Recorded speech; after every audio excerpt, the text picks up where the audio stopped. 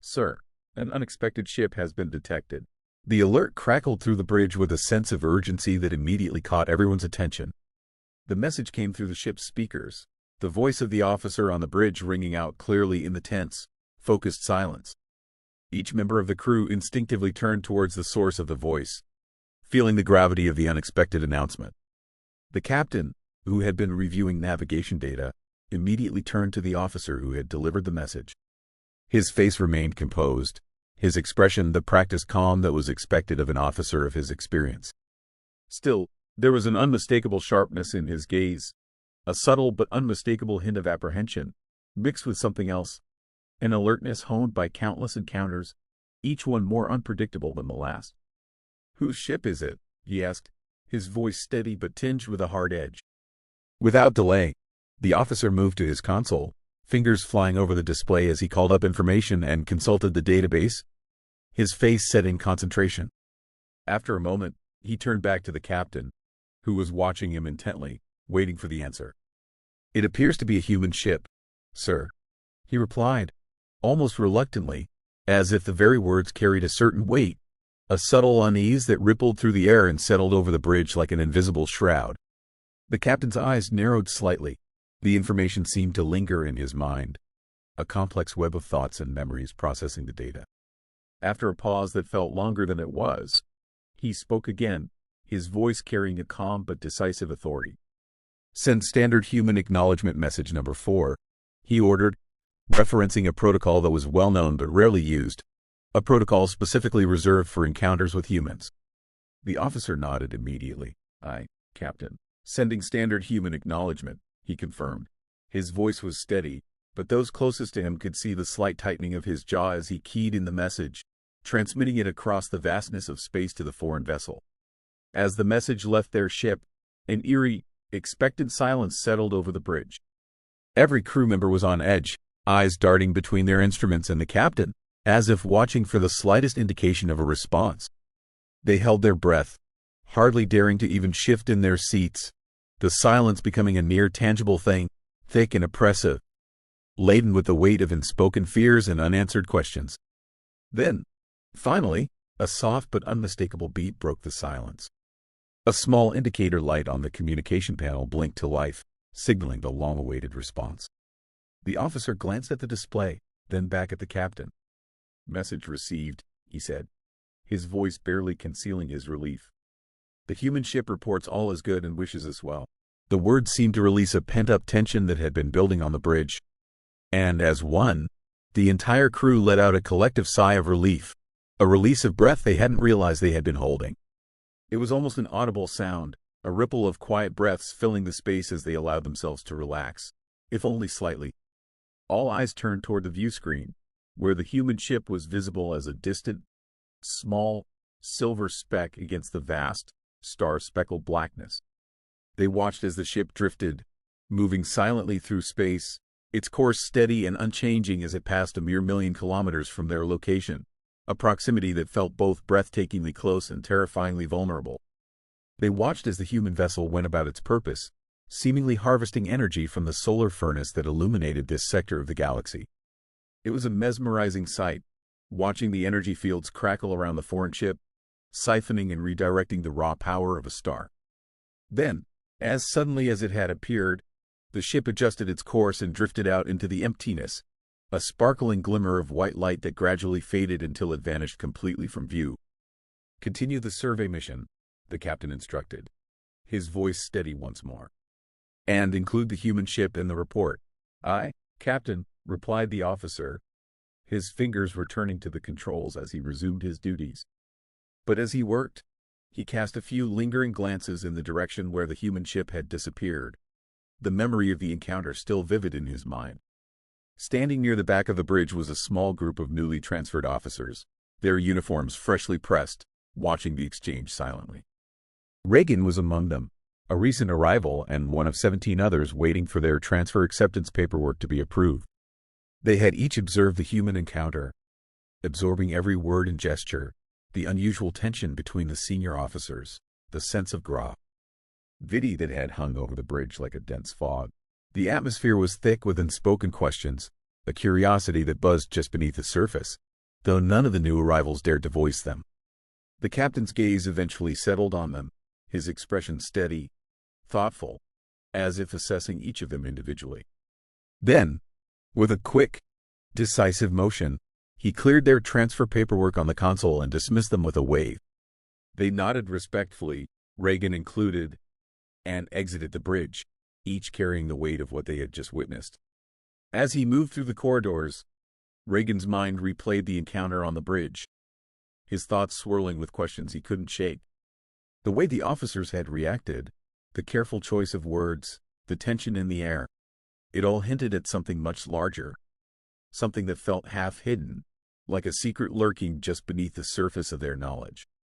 His new post awaited him, and he quickened his pace, wanting to make a good impression despite the distractions weighing on his mind. When he arrived, he found the engineering leader, an older officer whose weathered expression spoke of years of experience, just finishing up his shift. Reagan approached, saluting with the practiced formality of a newly transferred officer. "Sir, Reagan of the Matori cluster, third generation of the name, reporting as an inbound transfer," he announced, his voice respectful and steady. The officer eyed him critically, sizing him up before offering a curt nod. "Very well. I shall begin your orientation at the start of the next shift. Do not be late," he said, his voice carrying a tone that left no room for debate. "I won't, sir. Might I ask you a question?" Reagan ventured, his curiosity getting the better of him. The older officer's gaze hardened slightly. "If it's related to your work shift, it will be covered tomorrow," he replied, his tone clipped, efficient, yet leaving no room for argument. Reagan hesitated, then pressed forward carefully. "It's not. At least, not directly," he began, gathering his courage. "When we were on the bridge, there was an unexpected human ship. I couldn't help but notice, the way everyone reacted. Why, sir, why are we so afraid of them?" The officer took a sharp breath, an involuntary reaction he quickly attempted to mask.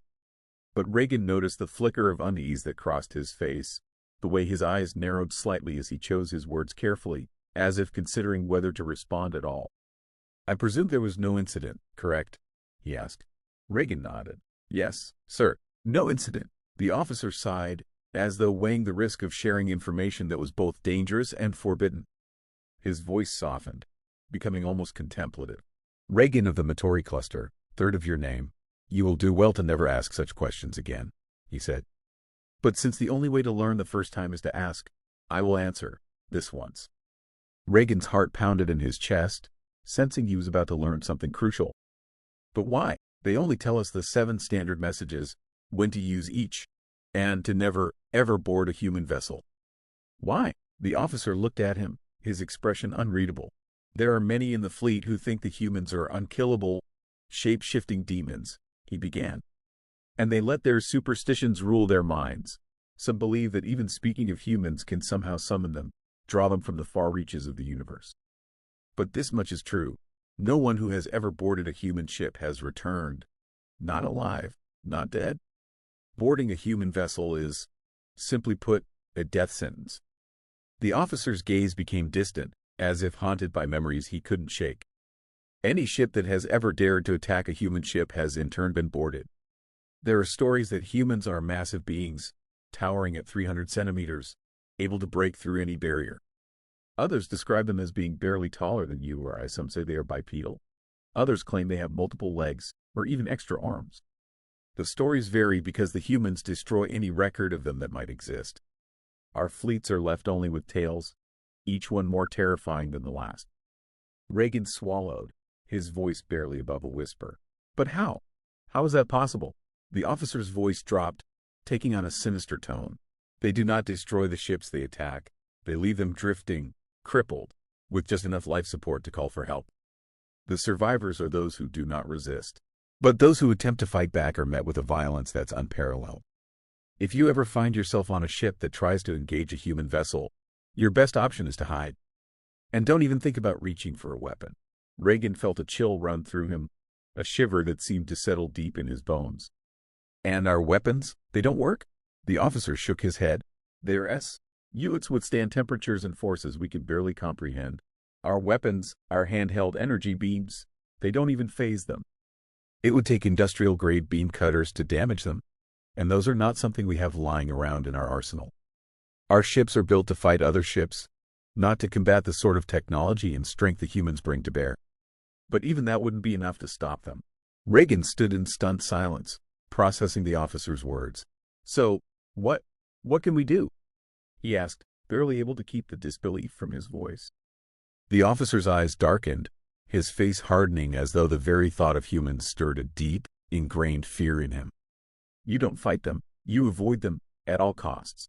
They can handle temperatures that would melt our hulls. We think they're from an inner world of their system, one with heat conditions far beyond anything we can survive. They've evolved to endure those conditions.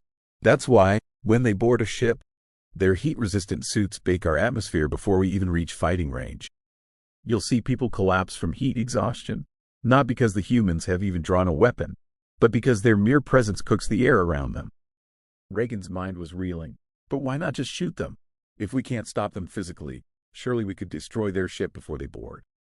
The officer's lips curled into a thin, grim smile. "Our weapons don't work on them. They're designed to withstand heat, pressure, and forces that we can't even begin to imagine. Their energy shields are a match for any weapon we have, even the most advanced ones in our arsenal. Our energy beams, those that are supposed to cut through hulls, can't even scratch their suits. The only way we could harm them would be to deploy industrial-level cutters, but we don't have those." Reagan shook his head in disbelief, his voice a soft whisper. "So, what do we do when they come?" The officer's tone shifted, becoming colder, more somber. "You don't do anything. You don't provoke them. You don't attack them. You don't even approach them unless absolutely necessary. Their ships are equipped with energy weapons far superior to ours, ones that can disable or destroy our ships without a second thought. They've wiped out fleets, entire battalions, without breaking a sweat. And they don't need to use their energy weapons to do it. They use axes, knives, and other crude tools when they board. They fight with a ferocity that we've never seen, wiping out entire crews with an intensity that leaves nothing behind." Reagan's mind was struggling to process this information. "And we just let them do it? We don't retaliate? We just leave them alone?" The officer's expression softened slightly, a flash of something that resembled regret passing through his eyes. "We leave them alone. Yes, we have to. Because if we don't, we die. If we attack them, we provoke them, and they retaliate. If we try to resist, we're slaughtered. There's no mercy. There's no escape. The only way to survive is to obey the unspoken rule. Never attack, never engage, and never try to board a human vessel." Reagan couldn't wrap his head around it. What about all the stories? The different stories about them, how they look, how they act. How can they be so different? The officer's voice dropped to a lower, more haunted tone. "That's the thing. No one really knows. There are rumors, tales, myths, each more horrifying than the last. Some say humans are giant, towering creatures who can crush anything in their path. Others say they're small, barely taller than the average humanoid. Some say they walk on 2 legs. Others claim they have multiple limbs. The truth is, no one knows. The humans make sure of that. They erase all records of their appearance, their technology, their encounters. Ships that attack them never survive long enough to tell the tale. The only thing left behind is a crippled, dying ship, floating aimlessly in space, with just enough power to call for help, if you're lucky enough to survive to make the call." Reagan felt a chill settle deep in his chest. "And those who survive, what happens to them?" The officer's eyes grew distant, his voice lower now, tinged with something close to fear. "Those who survive are left to pass along the message. That's the one thing they leave us with. A message. Always the same. Just leave them alone. It's the only thing that's certain, the only thing you can count on. You leave them alone, and they won't come after you. But if you provoke them, if you challenge them, your ship won't survive the encounter." Reagan was silent, his mind racing as he processed the gravity of what the officer had just said. He had been trained for combat, for tactical operations, for encounters with countless species, but nothing could have prepared him. For this, the humans weren't just another enemy to be outwitted or outgunned. They were something else, something beyond their comprehension, a force of nature unto themselves. The officer's voice brought him back to reality. "So, remember this, rookie. If you ever find yourself on a ship stupid enough to attack a human vessel, find a corner, hide, and don't make a sound. Don't even think about reaching for a weapon. You don't want to provoke them. The best thing you can do is survive long enough to get the message across to anyone else who might make the same mistake. Reagan swallowed, the weight of the officer's words pressing down on him like a physical force. And if we never make that mistake? The officer's expression softened, though there was still a hard edge to his words. Then maybe one day we'll be able to bridge the gap. Maybe one day a human ship will need help, and we'll be there to offer it. Maybe, just maybe, we'll be able to explain to them that the mistakes made by our ships, those first few disastrous encounters, were not intentional. We'll tell them that the pirates who attacked them weren't part of our military, that the misunderstandings were. Just that. Misunderstandings. Reagan nodded slowly, the enormity of the situation settling in. And until then, the officer's gaze became distant, almost wistful. Until then, we leave them alone. And we hope they don't come back. Because when they do, it's usually too late for anyone to stop them. But maybe, just maybe, we'll get to a point where we don't have to fear them anymore. One day, we might be able to stop fearing the humans. With that, the officer turned and began to walk away, leaving Reagan standing there, his mind filled with a mix of awe, fear, and uncertainty about the future. A future where humans were no longer just a distant curiosity, but an undeniable presence, one that loomed larger with every passing day.